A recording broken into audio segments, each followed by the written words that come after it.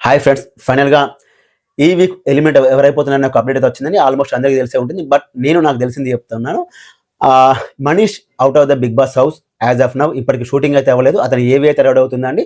Eliminate రౌండ్లో కూడా Priya and Manish ఉండబోతున్నారని మనకు ఒక అప్డేట్ ఉందండి.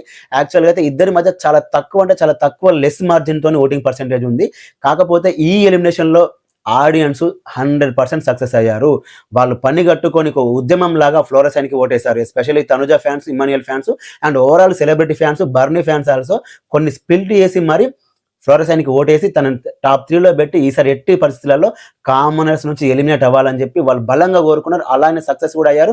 ఇది కామన్ ఆడియన్స్ విజయం, ప్రేక్షకుల విజయం, బిగ్ బాస్ యొక్క అభిమానుల విజయం. వాళ్ళు అనుకున్నట్టుగానే ఈసారి కామనర్స్ నుంచి ఎలిమినేట్ అవ్వబోతున్నారు. కాకపోతే నేనైతే కొంత డిసప్పాయింట్ అయ్యాను. ఎందుకు అంటే మనీష్ కాకుండా ప్రియా శెట్టి ఎలిమినేట్ అయిపోతే నేను ఇంకా ఎక్కువ హ్యాపీగా ఫీల్ అయ్యేవాడిని.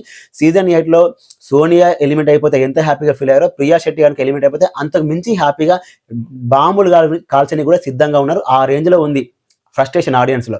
సో మనీష్ చేసిన మిస్టేక్స్ ఏంటి, అన్ని మిస్టేక్స్ గురించి నాకు మాట్లాడదలుచుకోలేదు, కానీ ఒక్క బిగ్గెస్ట్ మిస్టేక్ గురించి మాట్లాడతాను. మనీష్ గనక ఆ రోజు రాత్రి ఇమ్మానియల్ తోని ప్రియా శెట్టి అలాగే శ్రీజ గురించి మాట్లాడిన మాటలు షేమ్లెస్, రూత్లెస్, వీళ్ళు కామనర్స్కి ఒక గలీజ్ బంచ్ ఆఫ్ ఫీడర్స్ అని చెప్పి అన్ని స్టేట్మెంట్స్ పాస్ చేసి నెక్స్ట్ డే వెళ్ళి బర్నీ గారిని సంబంధం లేని ఒక డాలర్ టాపిక్ తీసుకొచ్చి నామినేట్ చేయడమే మనీష్ చేసిన బ్లెండర్ మిస్టేక్, బిగ్గెస్ట్ మిస్టేక్. అక్కడే మనీష్కి టోటల్గా మైనస్ అయిపోయింది. అస్సలు సంబంధం లేని పాయింట్ తీసుకొచ్చి బర్నీ గారిని నామినేట్ చేశాడు. నీకు జరిగిన అన్యాయం కోసం నువ్వు మాట్లాడిన మాటలే ఏదో 10 రోజుల క్రితం మాట్లాడిన మాట్లాడు కాదు. దానికి ముందు రాత్రి నువ్వు మాట్లాడి నువ్వు నెక్స్ట్ డే ప్లేట్ ఫిరాయించి నువ్వు డైరెక్ట్ వెళ్ళి మళ్ళీ ఇంక నేను చెప్పిన స్టేట్మెంట్ ఏంటి, మా కామనర్స్లో మధ్యలో మంచి యూనిటీ ఉంది, థ్యాంక్స్ టు కామనర్స్ అండి, మనందరం ఎక్కడ కూడా విడిపోలేదని చెప్పి ఇంకా పెద్ద స్టేట్మెంట్లు పాస్ చేసి బర్నీ రీతు చౌదరిని నామినేట్ చేశాడు. యాక్చువల్లీ అతనికి జరిగిన అన్యాయం ఏంటి, రీతు చౌదరితోనే అండ్ ప్రియా శెట్టితో కదా, వాళ్ళిద్దరు నామినేట్ చేయకుండా బర్నీ రీతు చౌదరిని నామినేట్ చేయడమే మనీష్ యొక్క కొంప ముంచింది. ఒకవేళ మనీష్ గనక శ్రీజాను ప్రియాని కనుక నామినేట్ చేసి ఉంటే ఈ రోజు మనీష్ గ్రాఫ్ ఎక్కడో ఉండేది. లైక్ సీజన్ 8లో సోనియాని నబిల్ నామినేట్ చేసినప్పుడు అప్పటి వరకు అసలు నబిల్ అంటే ఎవరికి తెలియదు. ఎప్పుడైతే నబిల్ వాయిస్ రేజ్ చేసి సోనియాని నామినేట్ చేసిన తర్వాత ఒక్కసారి గ్రాఫ్ జై అని లేచింది. అదే graph through out season continue అయింది.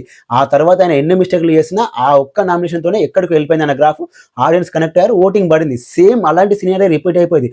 ఒక్కవేళ ఈయన కనుక మనీష్ కనుక శ్రీజాని ప్రియా శెట్టిని కనుక నామినేషన్ చేసి ఉంటే నిజంగా నెక్స్ట్ లెవెల్ గ్రాఫ్ వచ్చేది. అందరి యొక్క ఆడియన్స్ యొక్క సపోర్ట్ ఆయనకు ఉండేది. సూపర్ అనేవాళ్ళు. ఆ తర్వాత ఆయన ఎంత పెద్ద మిస్టేక్ చేసినా సరే ఆయనకు ఓటింగ్ అయితే పడేది.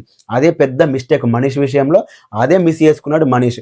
ఇక్కడైనా కామనర్స్ అంటే ఎలిమినేషన్ రౌండ్లో కూడా ప్రియా అండ్ మనీష్ ఉంటే మాత్రం అట్లీస్ట్ ఇక్కడైనా కామనర్స్ రియలైజ్ అయిపోయి వాళ్ళ మిస్టేక్స్ ఏంటో చూసుకొని దాన్ని రివ్యూ చేసుకొని వాటిని కరెక్షన్ చేసుకుంటే ఓకే, దానికి తగ్గట్టుగానే నాగార్జున గారు సలహాలు ఇస్తే వీళ్ళ మార్పు వస్తే ఓకే. లేదు అని చెప్పి ప్రజెంట్ ఆకాశంలో తెలియాడుతున్నారు కదా, కిందికి భూమి మీదకి కాదు ఇంకా పాతాళంకి వెళ్ళిపోతారు.